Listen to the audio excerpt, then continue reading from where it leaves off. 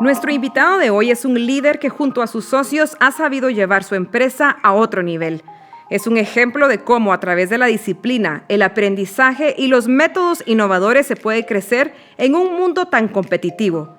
Conoceremos el antes y el después de su empresa y conoceremos algunos consejos claves para emprendedores. Bienvenido, Carlos Varías.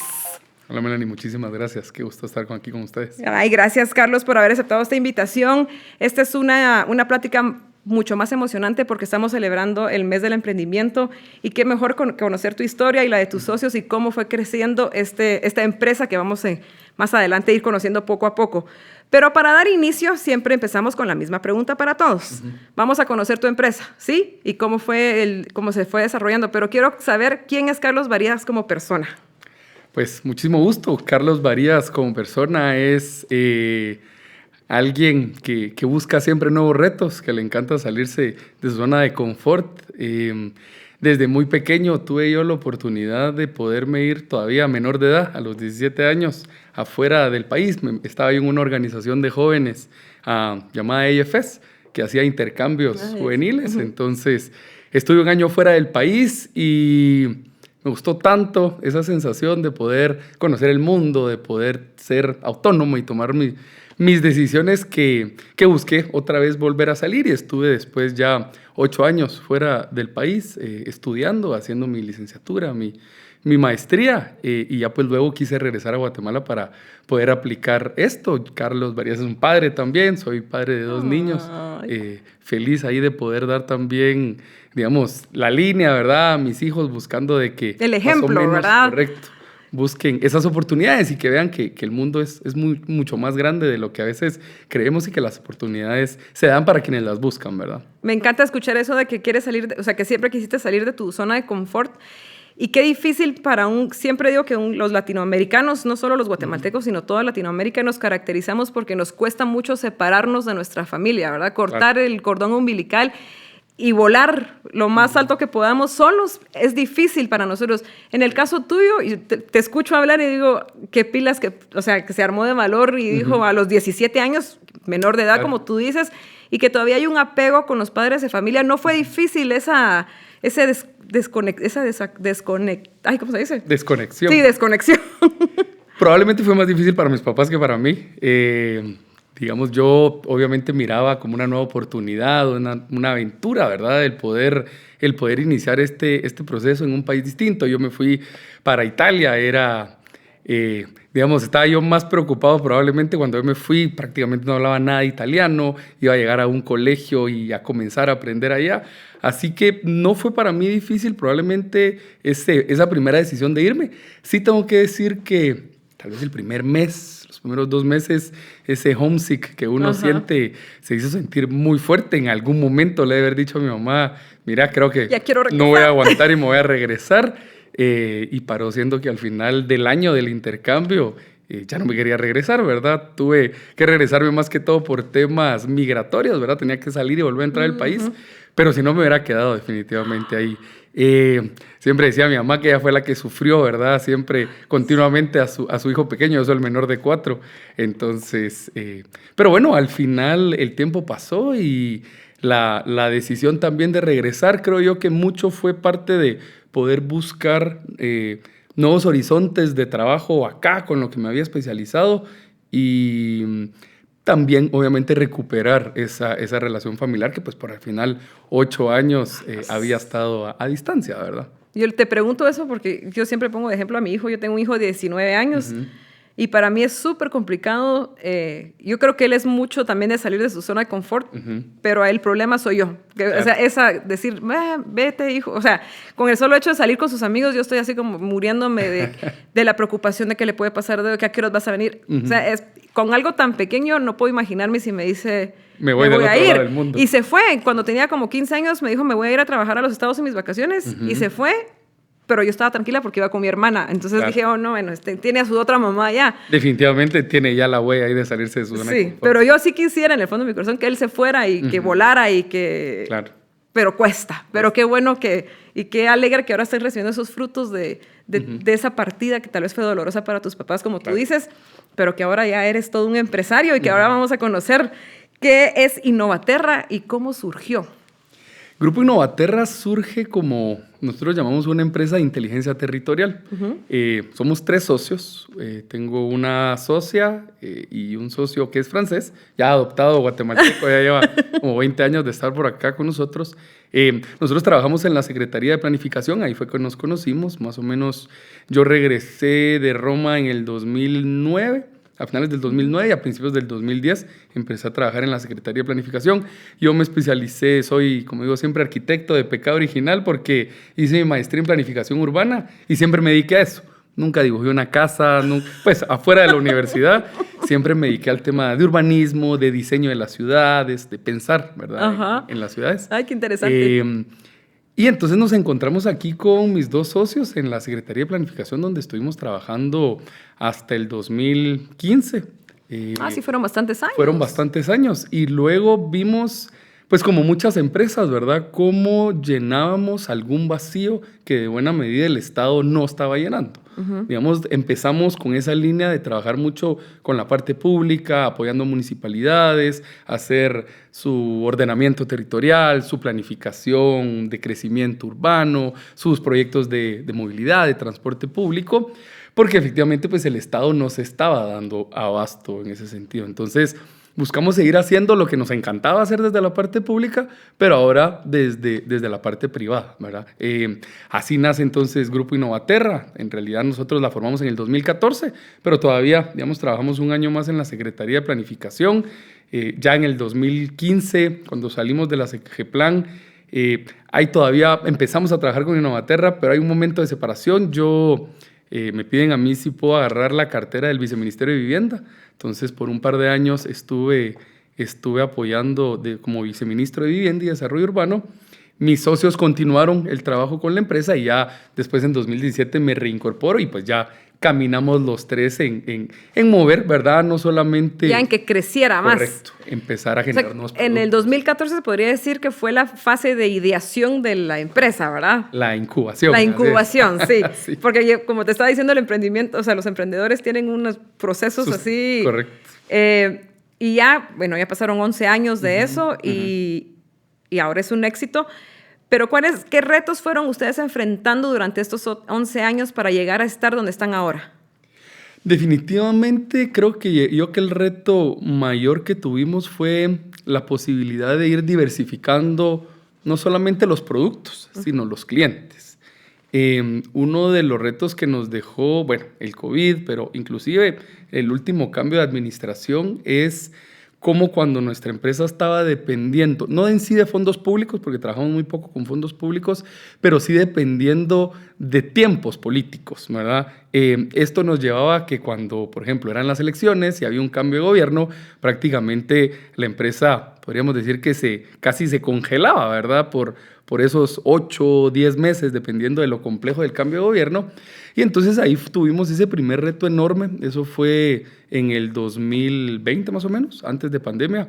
Ese reto enorme de comenzar a buscar también cómo desde el expertise que nosotros teníamos, la generación de información, el conocimiento del territorio, comenzar a generar productos para que el sector inmobiliario pudiera estar también interesado en acercarse a nosotros y buscar este tipo de apoyos para pasar esos momentos críticos desde el quehacer de los instrumentos públicos, digamos. Qué interesante, que te oigo hablar y digo, es otro mundo de lo que ustedes hacen. Y eso fue muy, digamos, es positivo en ese sentido porque en realidad en el resto del mundo son temas que se abordan desde siglos, ¿verdad? Décadas en muchos países de Latinoamérica. En Guatemala el tema de pensar en nuestras ciudades, de invertir en espacios públicos, en diseño de calidad, es todavía un tema pendiente. No es un tema nuevo, pero es un tema pendiente. Entonces encontramos nosotros ahí un espacio muy interesante para poder desarrollar la empresa. En Guatemala tienes muchos urbanistas, ¿verdad? Hay varios urbanistas que trabajan estos mismos temas, pero no había una empresa como tal que pudiera aglutinar distintos perfiles, ¿verdad? Que no se enfocara en un tema, sino que buscara cómo intervenir de manera integral. Entonces, sociólogos, expertos en temas ambientales, comunicadores sociales, arquitectos, urbanistas, ¿verdad? Y eso creo que ha sido un sello fantástico que nos ha diferenciado mucho. Qué interesante. ¿Y Grupo Innovaterra tiene más empleados, más trabajadores, o solo son ustedes 3 que van desarrollando los proyectos, o cómo es Sí, la empresa? digamos, prácticamente podríamos decir que tenemos 3 núcleos, ¿verdad? Ajá. El núcleo de los socios, que normalmente nosotros nos dedicamos mucho a buscar nuevos productos, a buscar nuevos proyectos, a posicionarnos, ¿verdad? A salir a diferentes espacios a tratar de mercadear la empresa. El segundo núcleo es un bloque más o menos que tenemos ahorita de 12 empleados directos que están siempre trabajando mes a mes con nosotros y que ellos prácticamente nos apoyan en casi todos los proyectos que vamos desarrollando. Y luego tenemos un núcleo más amplio que va variando de acuerdo a cada proyecto. Ah, ok. ¿Verdad? Sí. Entonces, si un proyecto está enfocado en un diseño, yo contrato a alguien específico para ese tema, entonces vamos ahí, estos más nos apoyan en específico. Ya tiene su base de datos, se podría decir. Correcto, correcto. Ok. Y lo bueno que nos dio la Secretaría de Planificación es que ando trabajando en todo el territorio, nos permitió poder tener recurso humano, digamos, o potencial recurso humano en muchas partes del país. Porque fueron conociendo un montón de personas a través del trabajo. Qué interesante, es. Carlos. Bueno, yo he tenido la oportunidad de conocer varios emprendedores que ahora son empresarios, pero que inician solos el emprendimiento y conforme se han ido desarrollando, han adquirido socios. En tu caso iniciaron los 3 juntos. ¿Cómo han logrado ustedes mantener esa relación de armonía, pongámoslo así, para que esto funcione de una mejor manera? Sí, definitivamente creo yo que ese es uno de los retos más grandes, ¿verdad? Cómo cuando formas una sociedad, el poder mantener ese equilibrio y ese buen relacionamiento con tus socios, inclusive para la toma de decisiones. Nosotros prácticamente yo creo que la buena fortuna es que también hemos tratado de focalizar los roles de cada uno de los socios al interno de la empresa, ¿verdad? Entonces, por ejemplo, mi socia, ella es comunicadora social, pero ella se encarga mucho del tema, por la experiencia también que tuvo, del tema administrativo financiero, digamos, de darle ese seguimiento a esa estructura el ordenamiento interno de la empresa. Ahí es la que nos jala las orejas cuando gastamos mucho. Y ve también toda la parte de comunicación, de procesos participativos. Entonces también se mete, quiera que no, en los procesos desde este lado. Mi socio, él, además como extranjero, es una excelente carta de venta, ¿verdad? Obviamente siendo francés, siempre acá, pues somos todavía muy malinchistas aquí en Guatemala, ¿verdad? Pero nos funciona muy bien y a él le encanta, tiene una relación pública muy fuerte, le gusta estarse metiendo en muchos espacios distintos, entonces él ve mucho la parte estratégica, el relacionamiento, y yo veo un poco más la parte, por así decirlo, de producción, ¿verdad? Como la operativa. La operativa, la coordinación de cada proyecto. Entonces, eso nos ha permitido cada quien jugar su rol, y creo yo que también el otro éxito ha sido la separación de los temas personales a los temas de la empresa, ¿verdad? Yo puedo tener algún tipo de desacuerdo, ¿verdad? En algunos de los temas, pero siempre tratamos de mantenerlo mucho sobre la línea de esas discusiones o esos conflictos en la línea de la empresa, sin llevarlo luego al ámbito personal, y eso creo que es clave, ¿verdad? Y sí, qué importante. Decía alguien que yo conocía una palabra muy cierta: cada quien es dueño de su negocio, y creo que es lo importante, o sea, mantenerse en lo que uno es profesional o experto en desarrollar, y no involucrarse tanto en o no ver tanto lo que hacen los demás e involucrarse, ¿verdad? Porque cada quien está haciendo lo que tiene que hacer. Qué bonito, me encanta cómo lo explicaste. Bueno, ahora vamos a entrar a Scale Up. Como te dije al principio, tú me vas a explicar a mí qué es Scale Up. Empecemos por ahí. Eso no está aquí en mi guía, pero yo quiero que tú me lo vamos a meter sí, ahora en el Sí, por favor. ¿Qué es Scale Up? Yo creo que, bueno, nosotros como muchas empresas, definitivamente por nuestro rol de negocios, la pandemia efectivamente nos vino a golpear, ¿verdad? Ajá. Nos permitió ver que teníamos la capacidad de ser resilientes, pero también nos hizo abrir los ojos de que teníamos que lograr crecer como empresa.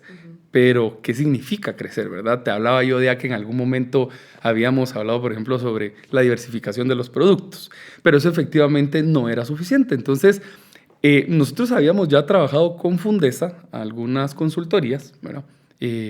Habíamos hecho ya varios proyectos con ellos y conocimos en alguno de estos proyectos en Cobán algunas personas que habían trabajado en Scale Up.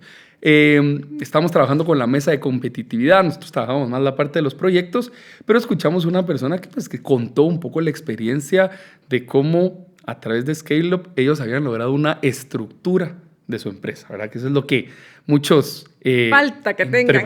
Digamos, o sea, ninguno de nosotros tres somos administradores de empresas, ¿verdad? Entonces no sabemos cómo manejar una empresa. Entendimos, digamos, de lo que platicó, cómo esa estructuración de la empresa te permitía poder manejar mejor y controlar mejor cómo estaban los ingresos, en qué estabas poniendo la plata, el trabajo de marketing, el trabajo inclusive de proyecciones financieras, en fin, toda una serie de elementos que nosotros obviamente ni de cerca los tratábamos. Entonces, eso existe, decían. Eso, correcto. Probablemente pensamos que existe, pero pues los tres pensamos como que eso era algo que era tal vez más complejo entender. Nos acercamos entonces a Fundesa, conocimos el proyecto ya más a detalle de Scale Up, vimos un poco el pensum, los temas que se trataban y la verdad es que nos cayó como anillo al dedo porque eso nos permitió tener ya entonces esa visualización de cómo poder replantear esa estructura y sobre todo la visión a futuro de crecimiento de la ciudad, de la empresa. Te hace poner muchas metas, poder soñar y fue sumamente motivante llevar. O sea, es un programa que los va como educando, se podría decir, los va capacitando a través de mentorías. Exactamente. Entonces, pero a un nivel más empresarial, no tanto como la ideación o la incubación de un emprendimiento, porque ustedes ya estaban establecidos. Correcto. Yo creo que pegaste bien el clavo, ¿verdad?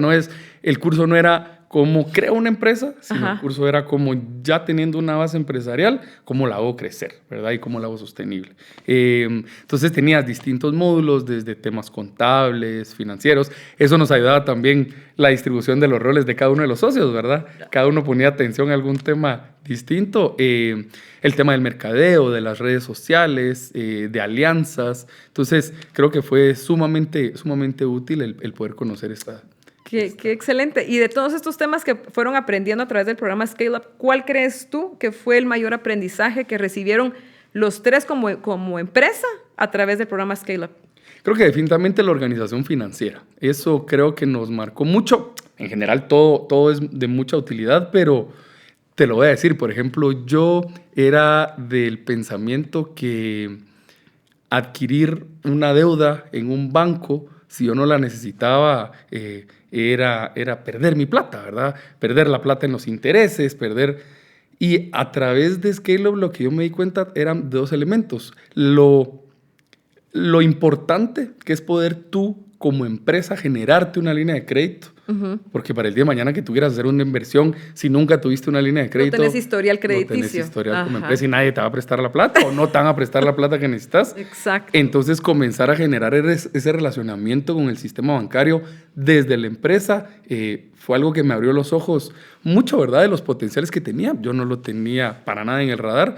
Y el segundo es, como dicen muchas veces, es cómo puedes tú también aprovechar la plata de los bancos. El término que usan es jugar con la plata de los bancos, ¿verdad? Creo que no es pero para que no se políticamente correcto. Tan feo. Pero en el sentido que efectivamente instrumentos como el factoraje, ciertas líneas de crédito abiertas que nosotros hemos ido generando, nos permitía en algunos momentos poder, digamos, solventar ciertas necesidades económicas para invertir ya fuera en equipo, ya fuera en ciertas contrataciones. El tipo de giro de negocios que nosotros tenemos, pues efectivamente no es un producto que tú vendes todos los meses de la misma manera, no es una necesidad básica, sino siendo una firma consultora, pues tiene distintos picos, ¿verdad? Entonces, cómo ese apoyo financiero te ayuda a que esos picos los vayas manteniendo. Y eso fue fantástico. Qué interesante, qué bueno. Sí, yo creo que yo siempre he dicho que desde el emprendimiento más pequeño que ya quiere ser grande, desde niños, mejor dicho, uno debería tener educación financiera en los colegios, en los establecimientos educativos deberían de dar educación financiera porque si tenemos ese conocimiento desde chiquitos, creo que ya uno lo va desarrollando de una mejor manera en el transcurso de la vida y más si uno se quiere volver empresario, ¿verdad? Correcto. Y no verlo como una deuda. Sino exacto, como una inversión, exacto.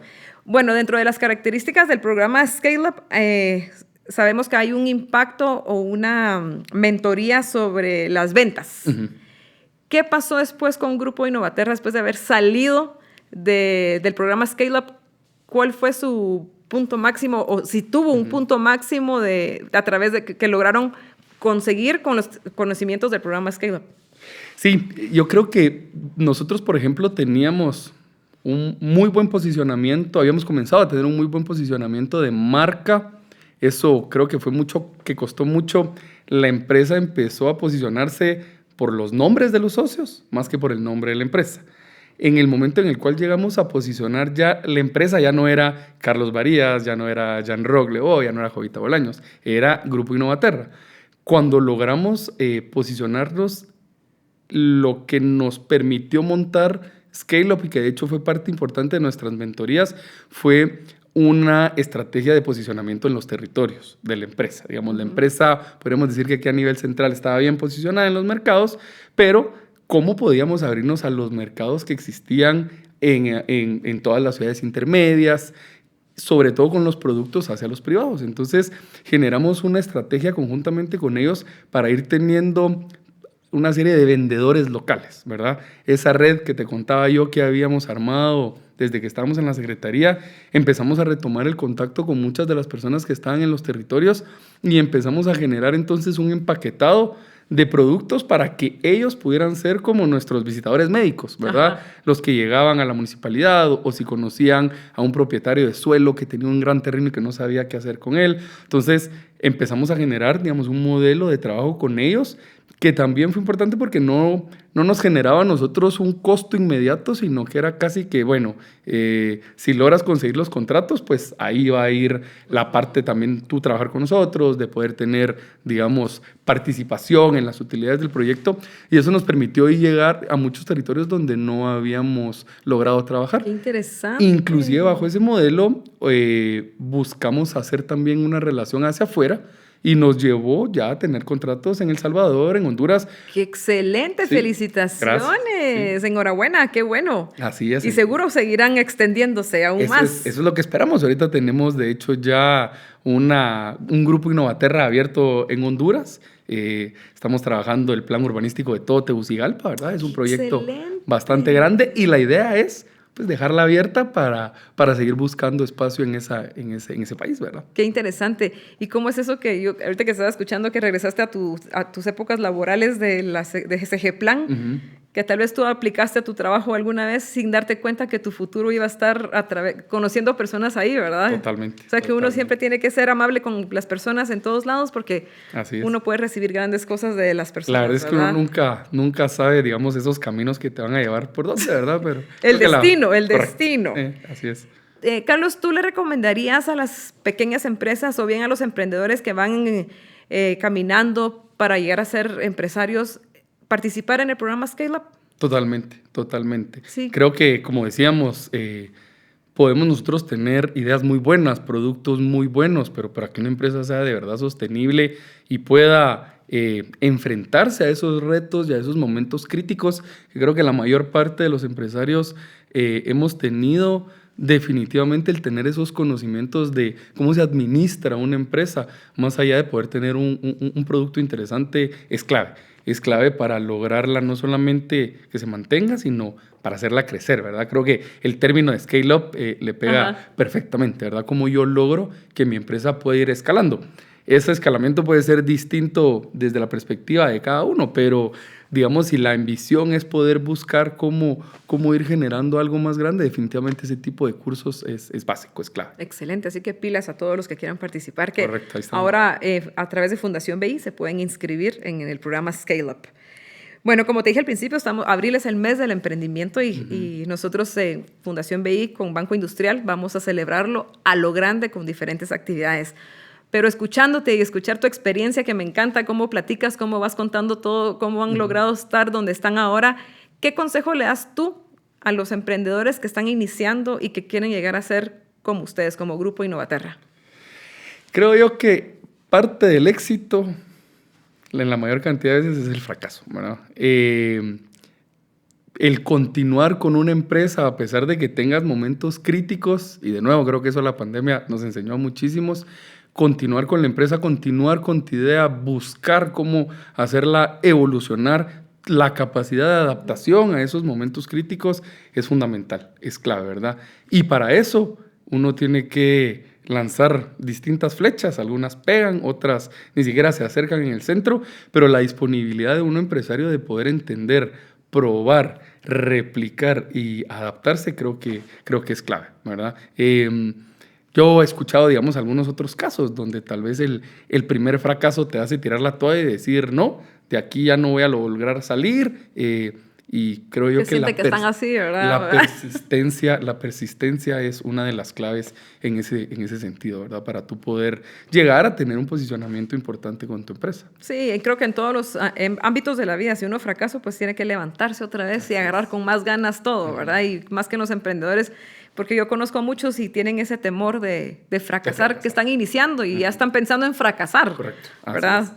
Yo me quedó mucho una frase de Warren Buffett que decía, ¿verdad? Yo, por cada proyecto exitoso que tuve entre 10 y 15 proyectos que fueron un total fracaso, ¿verdad? Entonces, pero la persistencia es lo que te permite, pues, salir adelante en ese sentido. ¿Qué hábitos crees que todo emprendedor debe de tener para ser más productivo? Yo creo que partir del el orden financiero, ¿verdad? Eso definitivamente es clave. El poder inclusive generar, dependiendo de lo que produzcas, ¿verdad? Obviamente, la definición de procesos claros, eso te ahorra mucha plata, te ahorra mucho tiempo.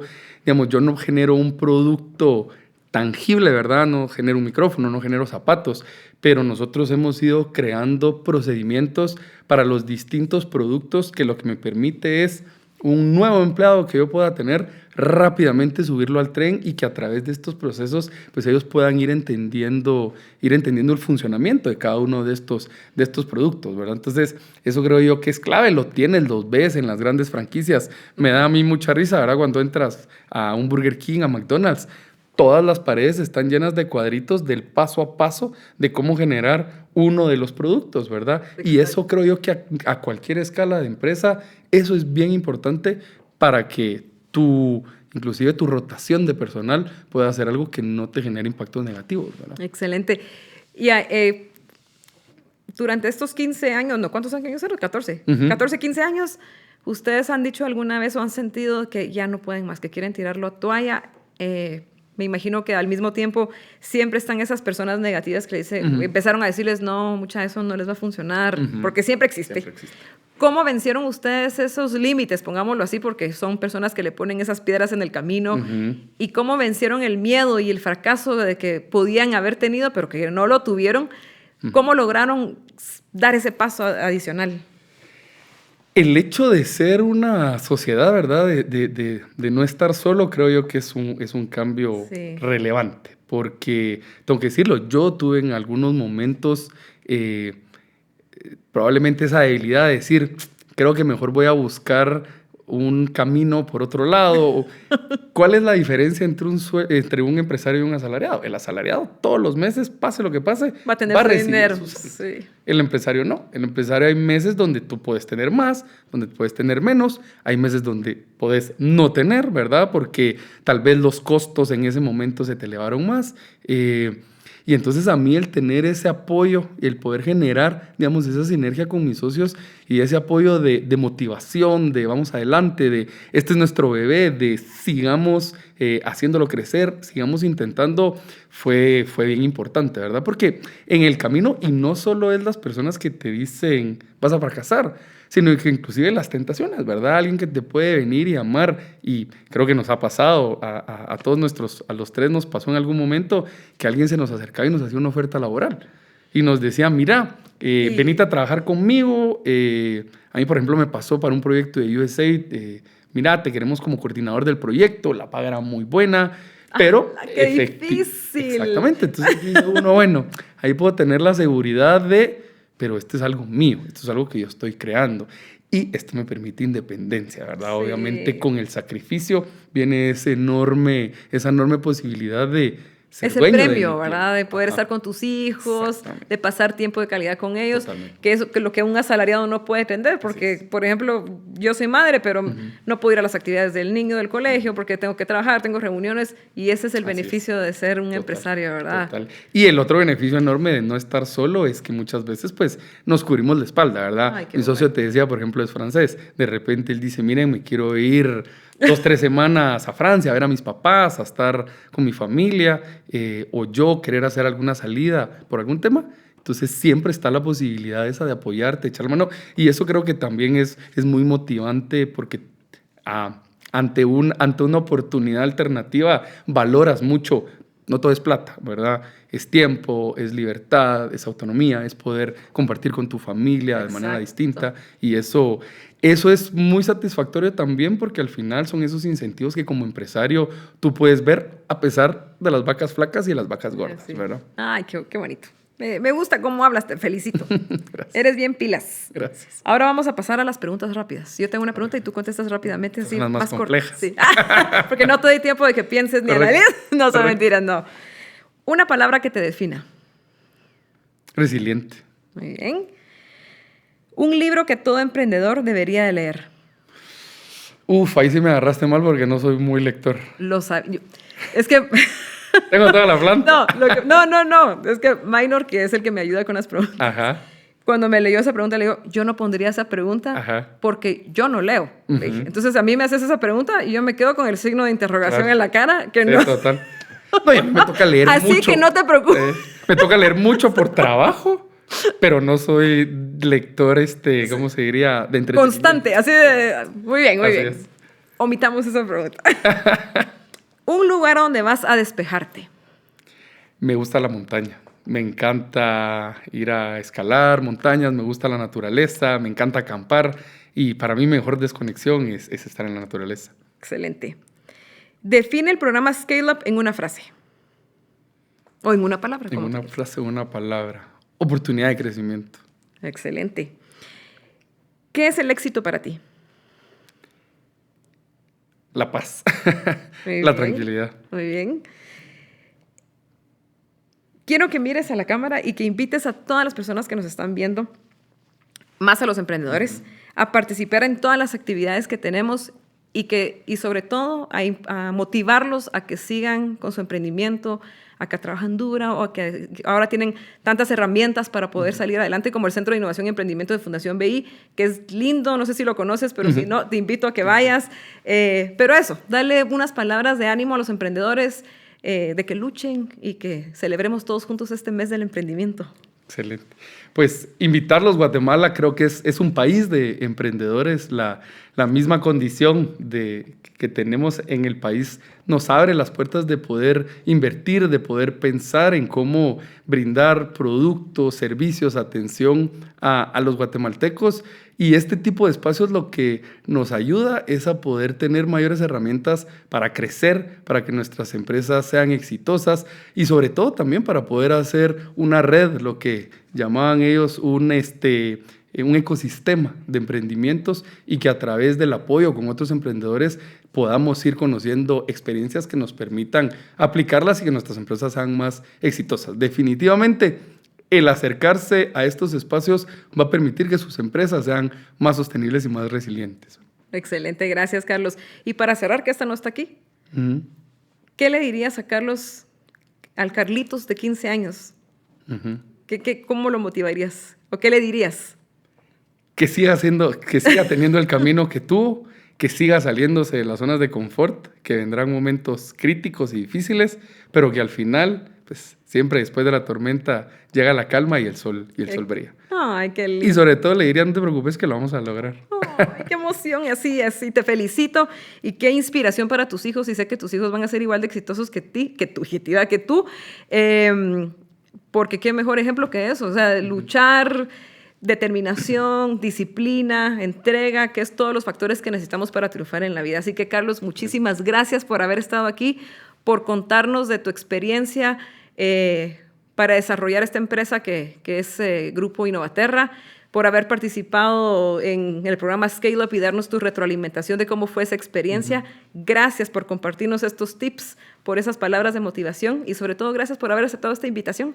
Gracias a ustedes, Melanie. La verdad es que ha sido un gustazo aquí venir a platicar contigo. Ay, no, gracias, de verdad. Nuevamente, yo vas a ver que el otro año te vamos a volver a invitar y me vas a contar que van a estar en muchos más países. Ojalá. Y vamos a tener a los 3 aquí sentados y vamos a platicar con los 3 de una vez. Me parece excelente. Excelente, gracias Carlos. A ti. Gracias a todos por vernos, por escucharnos. Recuerden, no limiten sus retos, al contrario, reten sus límites. Soy Melanie Calderón y nos vemos a la próxima.